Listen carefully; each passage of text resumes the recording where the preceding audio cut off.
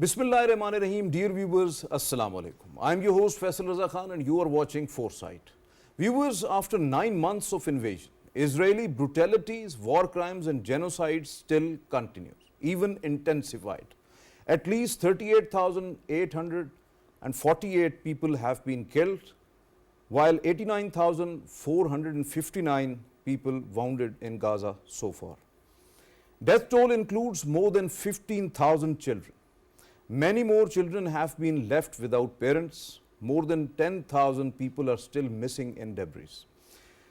Gaza, once the home to more than 2 million people, now nothing but rubble. Reports suggest that till June 2024, Israel had dropped at least 70,000 tons of bombs on Gaza since October 7, 2023. This is more than the World War II entire bombing. Majority of Gaza population is still in starvation. Full-blown acute famine is there.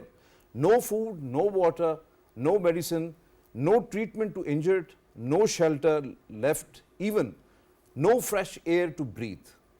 Palestinian factions going to meet in Beijing, China to have unification, while Israel-Palestine have peace talks on in Cairo, Egypt. But Israeli government don't want to end invasion on Gaza, instead planning to annex West Bank and attack on Lebanon. Now, by negating peace and two-state solution, illegitimate state of Israel's parliament rejected the Palestinian statehood by calling it an existential threat, which the world is overall condemning. To talk on this very important subject, very important issue of today's world, we have in our studios Mr. Fraz Naqvi. He is the research scholar at Institute of Regional Studies, IRS. Most welcome to you, Fraz. Thank you very much for your time. And with him, Ali Hamza. He is the Assistant Research Associate at Institute, Islamabad Policy Research Institute. Most welcome to you, Ali. Thank you very much. And online joining us, Mr. Ali Sarwar Naqvi. He is the former ambassador and a seasoned diplomat. Most welcome to you, Ambassador Naqvi sahab. Thank you very much, sir. My first question to you, Faraz, and in fact to you both, because the situation suddenly changed by the yesterday's Israeli parliament's rejection of the Palestinian statehood, as it passed a resolution which says creation of a Palestinian state would pose an existential danger to Israel and its people, with 68 votes in favor and 9 against. So, what about this resolution, how it is going to impact the overall situation and the two-state solution, and particularly the Oslo Accord 1993? Thank you so much, Faisal, for inviting me. Well, with regards to this resolution, one may find it an absolute rejection of the international law, because international law clearly states that there should be two states in the what we call the Levant region, one with the name of Israel, the other with should be either must be, because pertaining to the situation whatever is going on right now. Exactly. So in this context, the resolution passed by the Israeli parliament is absolutely the rejection of international law, and it clearly reflects that Israel is not acting upon the international law. We have also seen that in the international refugees law, in the international humanitarian law, as well as right to protect, which have been invoked in the Gaza territory. Obviously, so this is basically the continuation of what Israel has been doing for nearly a year now, because we are entering into the 9th month, so it is almost a year. So by looking at into this, the Netanyahu government and his ambitions are made very clear that Israel is not talking about two-state solution. In fact, Israel is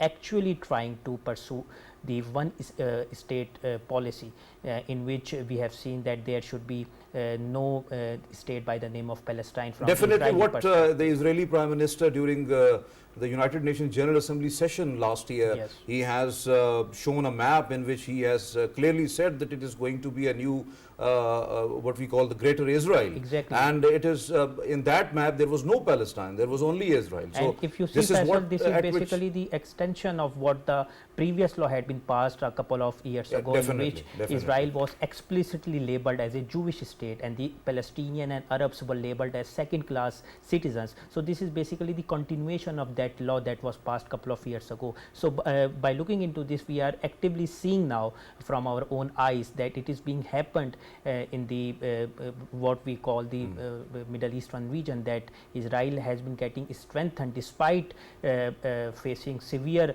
moral pressure, international pressure. Obviously.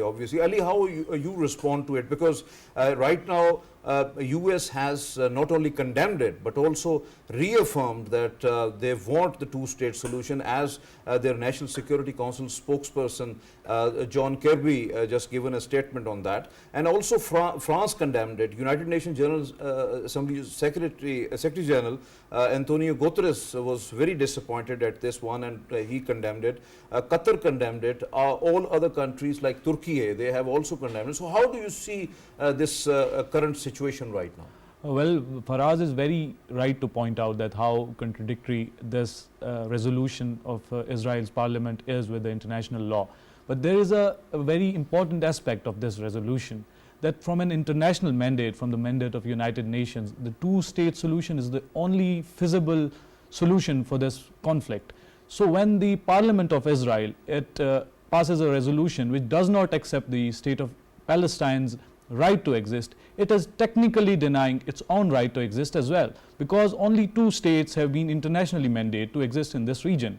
And talking about the United States, you want to say that if virtually, if there is no existence of the Palestinian state, it means there is no existence of the Israeli state. This is what the international mandate has stated. This is what the two-state solution means, that the two states, the state of Israel and the state of Palestine, these states which will exist side by side, and Israel itself has committed to this resolution of the conflict in the Oslo Accords as well. Talking about the United States, there is no doubt that the United States itself has been the enabler of Israel to commit its genocidal campaign in Gaza. And the United States had made some cosmetic moves, like the banning of those Israeli citizens who have committed settler violence in the West Bank. They have banned the visas. But actually what is happening, that most of them are dual nationals, they are US citizens as well. And US continues to supply Israel with its arms, which is a cosmetic move when it declares any of the Israeli move illegal. And out of the states in the United Nations, almost 145 states, they have accepted Palestine's right to exist as a state. So we can see that how authoritarian Israel is it in its demeanor internationally. Definitely. It's a very important point. Ambassador Ali Sarwar Naqvi Sahib, how do you respond to the Israeli far-right finance minister Bezalel Smotrich's demand West Bank annexation from PM Netanyahu? If International Court of Justice rules Israeli occupation is illegal, court is expected to deliver its opinion on the legal ramification of the Israel's occupation of Palestinian territories, including eastern Jerusalem. So how do you respond to it? Because they intend to have West Bank annexation that is now in talks within the government ranks, the de facto government of the Israel right now. Yes, Faisal, it's good to be on your program. I think that the Israeli parliament has openly defied international law. And that means what? That means the denial of resolutions 242, 363, and a whole set of resolutions of the UN, of the Security Council, as well as the General Assembly. And in total violation and disregard and defiance of these international regulations and declarations, the Israeli parliament goes ahead and says that it will not accept the two-state solution. I think that here is a time for the international community to at least take up the resolution of the Israeli parliament as a violation of international law.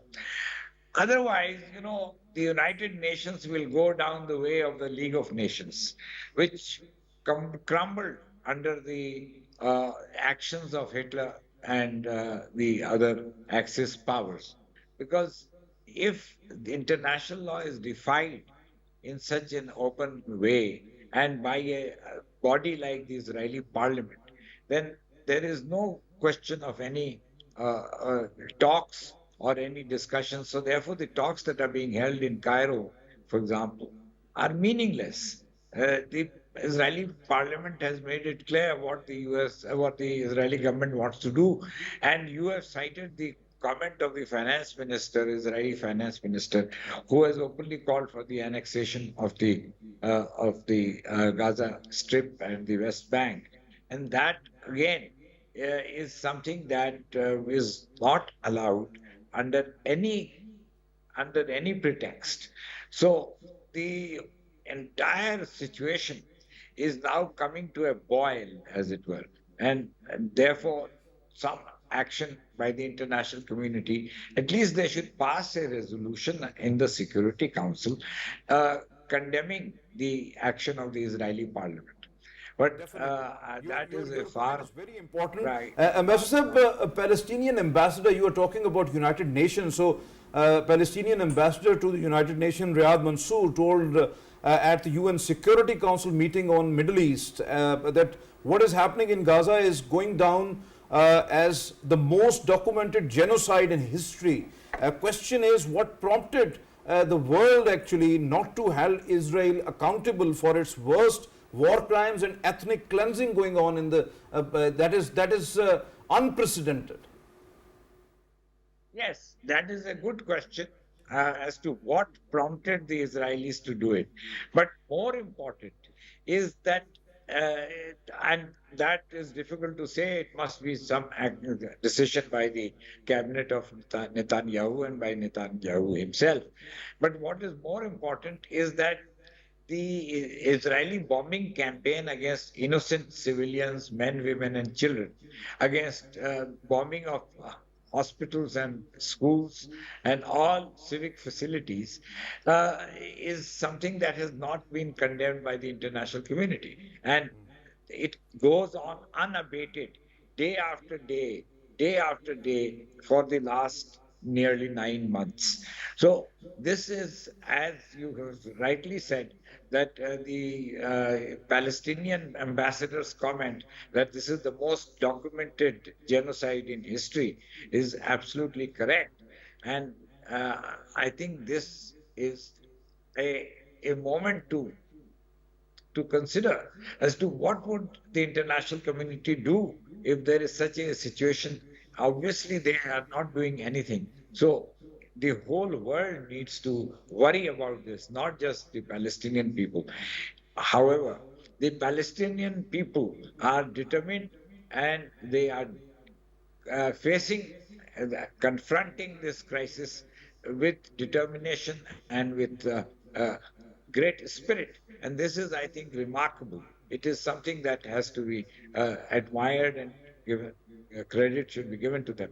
But the rest of the world is sitting idle. So, this is why I said that this will lead to the kind of crumbling of the United Nations as an international institution, and will go the way of the League of Nations, which existed till the outbreak of the Second World War, and after that it did not function anymore.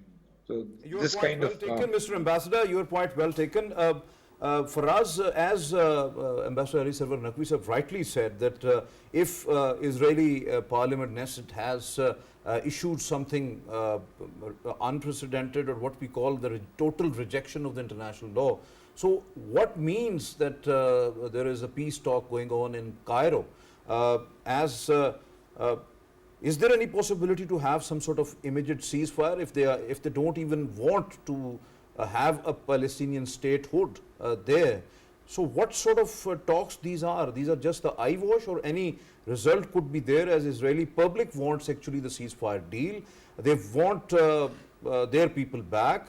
And another Israeli negotiation team that was arrived just a day before yesterday in Cairo. Might be there would be a past proposal as well as a latest one as well, but there is a very few hopes there to have ceasefire. Well, Faisal, I think we all agree that it is a total defiance of the international law. But here Netanyahu is fixed under a dilemma.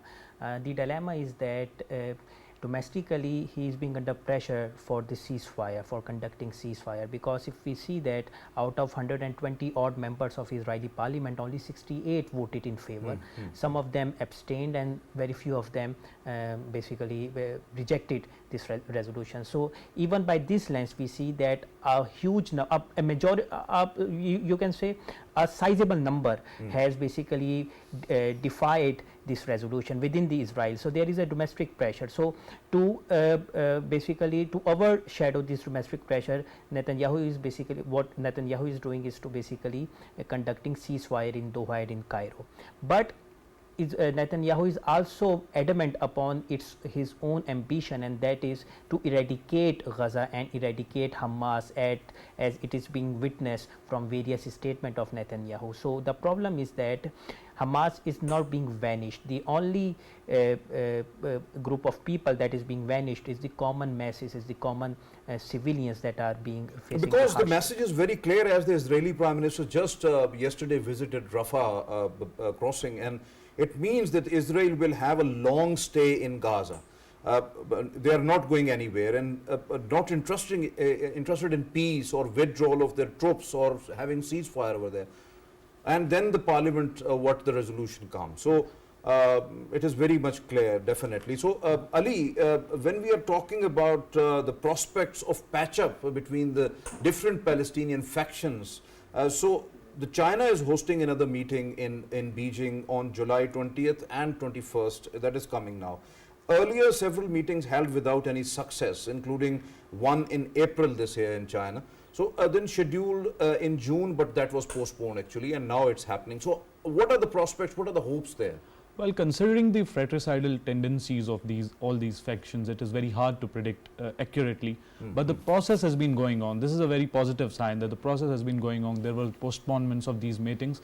But what we can deduct from these meetings, and the most important thing we can see, is that how China is using its leverage, how China is stepping in, and how China is acting very responsibly. Because it is very clear that China is not taking sides right now. It is not taking sides, but it is acting very responsibly, with regard to this conflict. Because we have seen that the United States has put its weight behind Israel. Whole of the West. And it has deteriorated the situation. It has only caused the deterioration of the situation. It has not caused any bettering of the situation. So China is acting responsibly. It is trying to get all the Palestinian factions on one side, so it can use its leverage against any warring parties, and it can bring belligerents to the table. So before it brings the actual belligerents to the table, it needs to unite these factions, so we have a common Palestinian voice. But I will not say that the prospects are grim, but it would be very hard. But it is going to be, it is heartening to see if there would be any sort of a unification among all the factions, because this is the high time to have this unification if they want to have their state intact, because that is very important right now. So when we are talking about, is it not alarming that the Western world majority, including the US Biden administration, bluntly supported Israel diplomatically, militarily and financially, and completely ignored the Israel's human rights violations and war crimes in Gaza and West Bank as well, while adopted an open Zionist approach and doesn't seem interested in stopping the war or encouraging Israel on that account? Well, as I have already said, that the role of United States has been demanding condemnation from the world, that it is the preacher and it is the flag bearer of the rule-based international order, but it has itself sabotaged any rule-based resolution of this conflict. Like, it sends its Incharge, it sends its intelligence chief in Egypt to chalk out a deal, but we see that the United States was not able to even support its own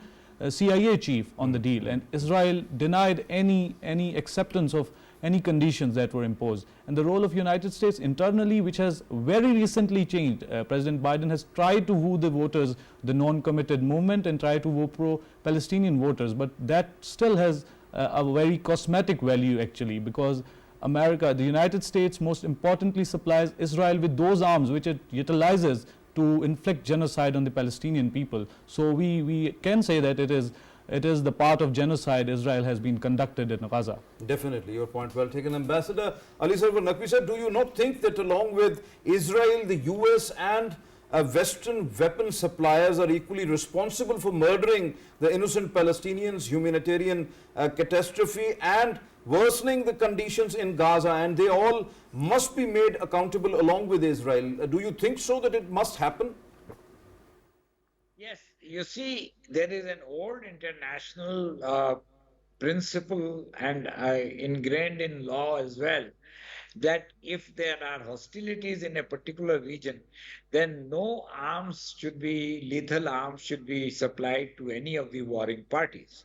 Now, the supply of military equipment by the United States, by Germany, by other Western, by the UK to Israel, to just carry out its total annihilation process of the Palestinian people is in violation again of all norms of international law as well as all norms of international behavior. So I think this is a situation where at least one step should have been taken to stop the supply of arms. But that has not been done. In fact, very lethal and very heavy equipment have been provided by the United States to Israel. And the heavy bombs that they are using, they are bombing 500-pound bombs they are using on Israeli citizens, on a Palestinian population. So this kind of callous disregard of all humanitarian considerations is again highly reprehensible.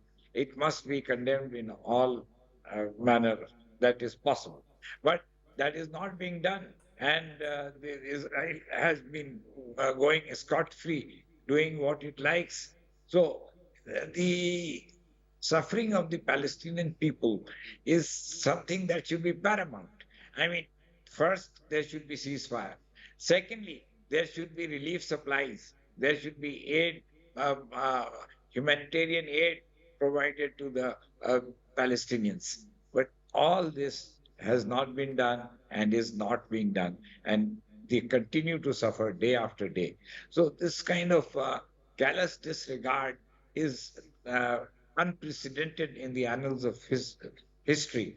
Therefore, that is why the Palestinian ambassador, Riyad Mansour, said that this is a documented genocide that is going on in the Palestinian territories. Your point well taken, Mr. Ambassador. Fraz, what's your thoughts on illegitimate state of Israel's government approval of a plan to extend the compulsory military service for men from 32 months to 36?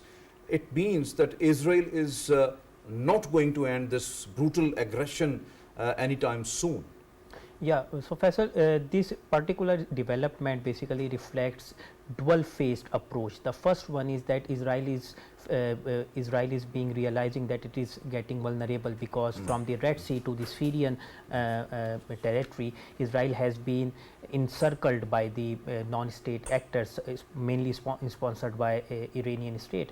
The second thing is it also reflects that Israel is getting excited for a prolonged episode of conflict inside Palestine, and both in the West Bank as well as in Gaza. So it basically reflects that from the political and security oriented state, Israel is being transformed from a hardcore militarized state in which the military policy would basically overshadow the economic and other sort of policies as well. It is also an alarming situation for the Israeli neighbors, particularly the Arab states, who are not militarily that much strong, and they cannot meet they cannot match the military superiority of Israel. So basically, and it is also being done by the will of the US, because what US is being feeling is that in the Middle Eastern conflict it is being getting exhaustic alongside the Ukraine conflict. So it is basically the overstretch of military arm of the US. So in order to avoid further involvement, direct further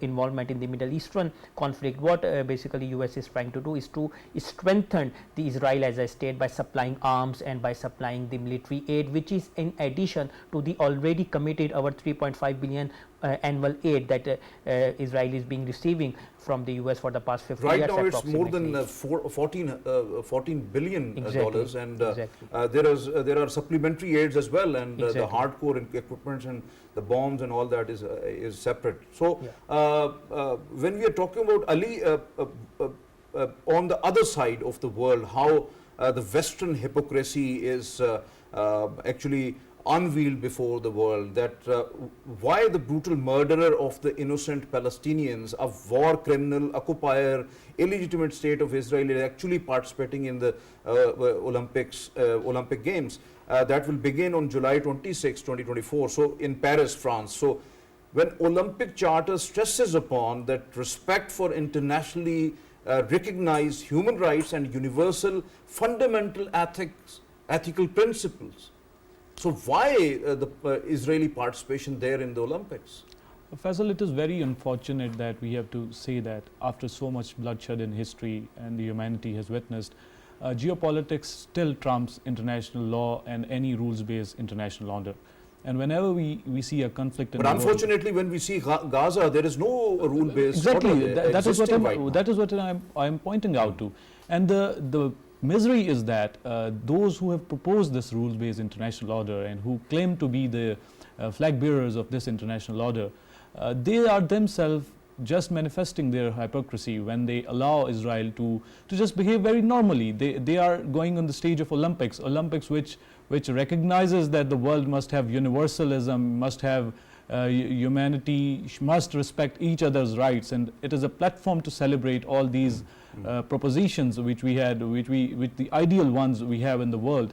We see Israel participating, and it is very self-contradictory for the West to allow Israel to add such forums. But we also see that throughout the history, since Israel has been committing this genocide and Israel has been just denying the rights of the very legal rights of Palestinians, the West has been silent on that, or even it has supported Israel in its campaign against the Palestinians to slowly eat out the state of Palestine, the people of Palestine. So there will be nobody left in Gaza, nobody will be left in Palestine, so no one will be asking about them. So this is how it has been going on for the past 70 years or more. Definitely, it's unfortunate really for us when Israel continue to massacre innocent Palestinians. Would Israel's participation not be the mockery of Olympic values? And do you not think that Israeli crimes, its participation must have to be sanctioned as demanded by protesters in France outside 2024 Olympic Games headquarters?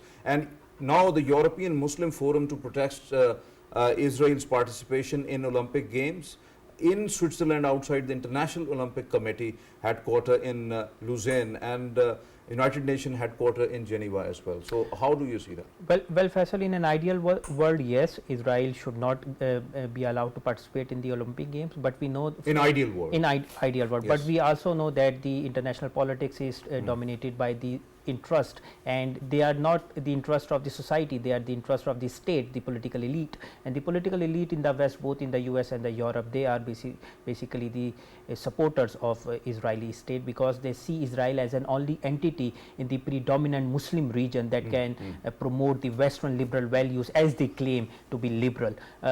Yes, and by allowing Israel the global stage, by allowing them the participation in the Olympic game, they are basically consolidating and solidifying the claim of Israel as being a responsible, the so-called responsible state that has the right to exist as well as right to protect itself from the so-called external threat in the face of Hamas. So this is the dilemma in the international politics, that it does not consider Hamas as an entity. But it is going to be a very dangerous precedent what the international community is setting. It means a country can kill millions just to protect itself. Just the a plea to protect itself. But they can kill millions because unarmed civilians who are not resisting actually, you are bombarding them with 70,000 tons of bombs or the fire which is there. So it is unfortunate really.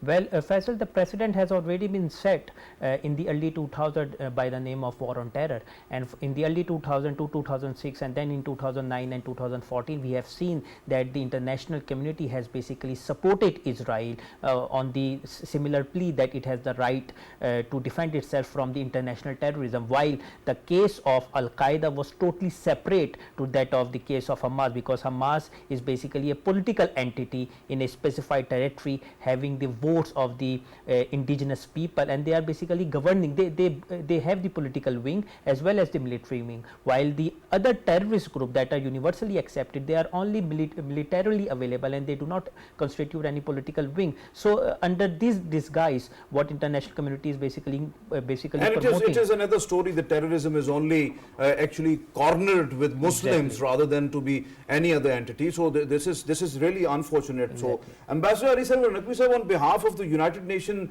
Secretary General Antonio Guterres, Erele Kotne Ratre addressed the United Nations Security Council and said that there is a complete breakdown of public order in Gaza, while the spectre of the further regional spillover is increasing day by day. How do you see these remarks? Because he was actually stressing the regional spillover.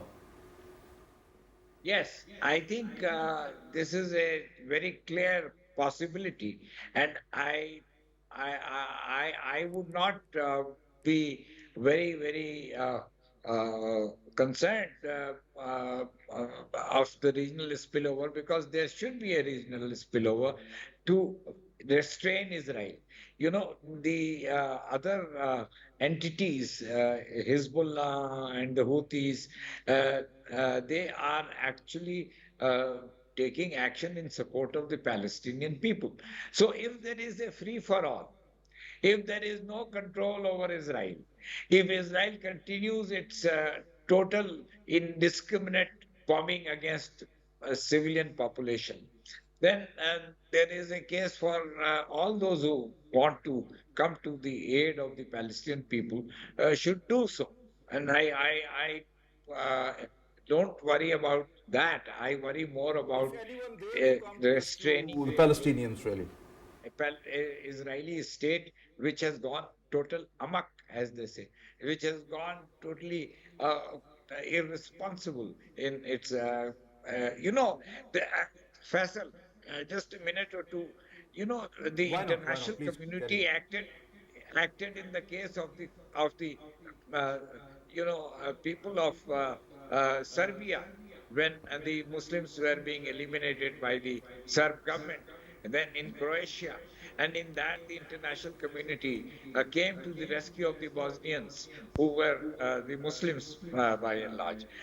Similarly, in the case of the Rwandans, in the case of Houthis and Tutus, the international community tried to restrain the warring parties. So whenever there is a humanitarian angle, whenever the helpless, innocent civilians of any entity, of any region, of any country are being killed indiscriminately, then there is no other argument but to stop that.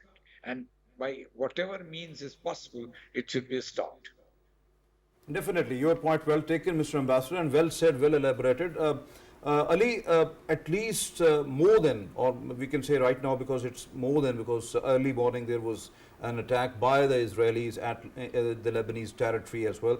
So at least more than 12 innocent Lebanese got killed in just a couple of days, and more than 500 since October 7, 2023 have been killed in Israeli attacks. And now after Hezbollah threat attack on Israel, fears of large-scale escalation is growing actually. So do you think that the low-level conflict would spill over and would be converted into a large-scale war among two countries? I think Ambassador Naqvi is very right that there is not only the fear of spillover, but the spillover is very real. We can see that in the Middle East. And it is because it is no exaggeration, but how Israel sees its national security. The statements by Israelis, the actions of Israel, they are implying that the only way they can secure Israel is that they want to bomb whole of the Middle East, they want to wipe every state around Israel. So but Israel has a very feel unnecessary safe. and irresponsible behavior right now. That is what I am pointing out to, that we see the spillover, we have a crisis in the Red Sea. This has been provocated by Israel itself, and now on the Lebanese border, Israel has been provocating that side of the border. There have been groups which have been supported by Iranian side, and Israel, instead of trying to reach a peaceful settlement with all these groups, it has been trying to provocate all of these groups, because Israel is now in a habit of fighting wars. And more importantly, as Ambassador Naqvi pointed out, that when there is a whole lobby supporting Israel in the West, there is a case for any group supporting Palestine as well. That all these groups which claim to support Palestine, you have no legal barrier to stop them, because the way Israel has been getting support from the West, there is a case for all of them. And on the Lebanese side of border, it is a very grim reality that we do not see things getting better, but we see the situation deteriorating day by day. So, Fraz, as Ali said, have you examined the recent threatening statement to Lebanon by the Israeli Defense Minister, Yoav Gallant, warning Hezbollah, saying that the Israeli military can, quote unquote, in an instant, begin an offensive in Lebanon, and that the military operation will be fast, once again, it's quote unquote, fast, surprising and sharp? Well, Faisal, Hezbollah is not Hamas. Hezbollah has a far much capable manpower, as well as far much advanced military arsenal as well. The problem with the Middle Eastern region is that the international law applies on the state, while the Middle Eastern region has been dominated by the non-state actors. So whether it is Hamas, Hezbollah, Houthis or Hashd Shabi of Iraq, yes, all of them are basically non-state actors, and when they get involved in the Middle Eastern conflict, in the Palestinian conflict, then it would be very difficult for the international community to basically rein it down. And once it is being carried out, so there would be some sort of pressure on Israel, because Israel is an state at international level, but all other entities, they are not state, they are non-state actors.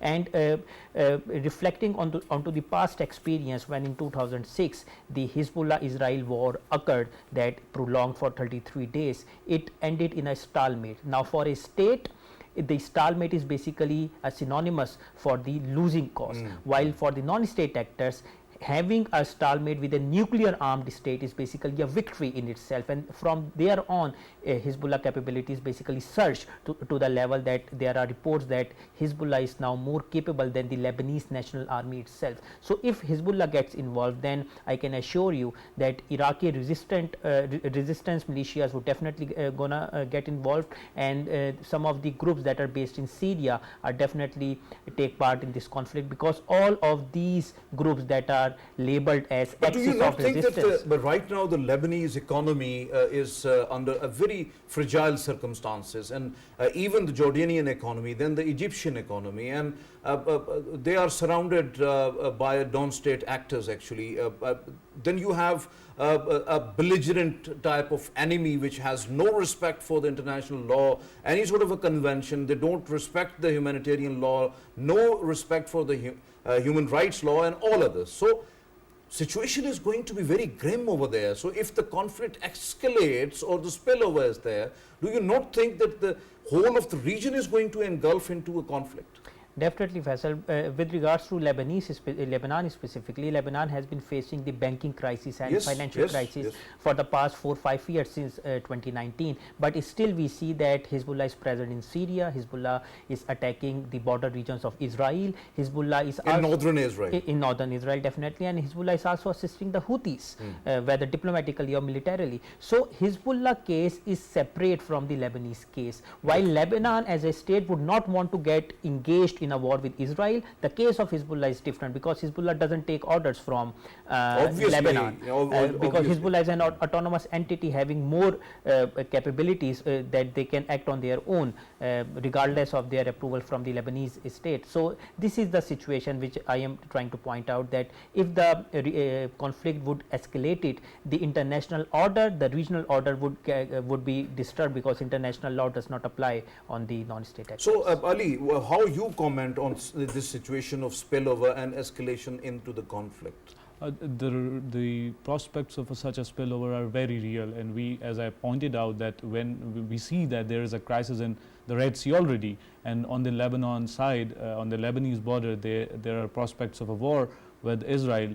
So we see that all the groups which are non-state actors. So do you think that as we have seen over 9 months, nearly 9 months, that how world responded to the Gaza crisis, actually, how the world responded to the Israeli invasion at the innocent people of the Palestine. So do you think that the P5, particularly in the Security Council, UN Security Council, they are going to act in the same way to this conflict if it is going to spill over? Well, the point is that how Israel has behaved previously, the record we see how Israel has been behaving at the international forums, it is not accepting any rules-based international order. It is not accepting any peaceful settlement.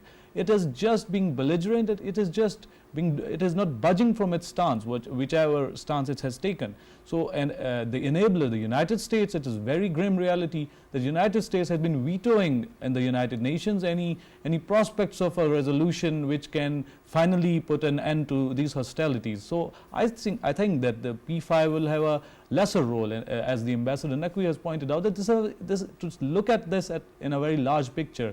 It is an attack on the United Nations and its mandate itself, that how we see that how League of Nations fizzled out because it was unable to get things done and unable to establish its mandate over whatever it wanted. So we see that when this situation is deteriorating and Israel is just taking its own way, and there is a lesser role of international forces to settle these conflicts peacefully, we see that the United Nations itself is being attacked, and the very basis of this edifice are being threatened by Israel. So international community has a lesser role to play when Israel acts like this, and if the international community wants to play a larger role, it would have to push more strongly than it has been doing for the past 9 months. You're absolutely right, but this is reality, but it is going to be very unfortunate for the international order, really. Ambassador Ali Sahib, Naqvi Sahib, one question which is very important and everybody is asking that is a strong feeling emerged in entire Islamic or the Muslim world that there is no human rights, justice or fair play when it comes to the Muslim territories, Muslim regions under occupation of non-Muslim countries, non-Muslim territories like Israel as a whole world is mom over there, and with all of them are with oppressor and not with the innocent people. Same is the case there in Indian illegally occupied Jammu and Kashmir. So this is a very strong feeling among whole of the Muslim world. How do you respond to this one?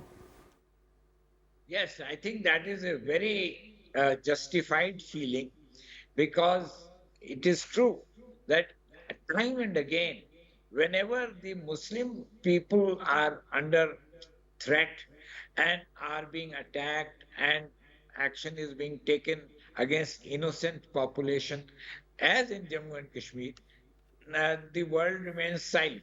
There is no attempt to stop the oppressor or the tyrannical government to not pursue its inhuman actions.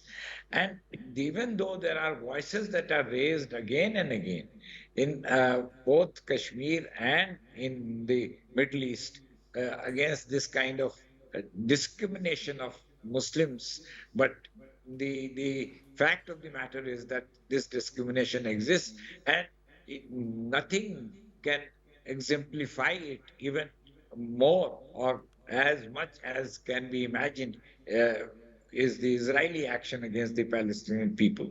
So this is something that is because in my view, the Muslims don't stand up for their rights. I mean, what had stopped all Muslim countries to issue a threat to Israel to stop its bombing.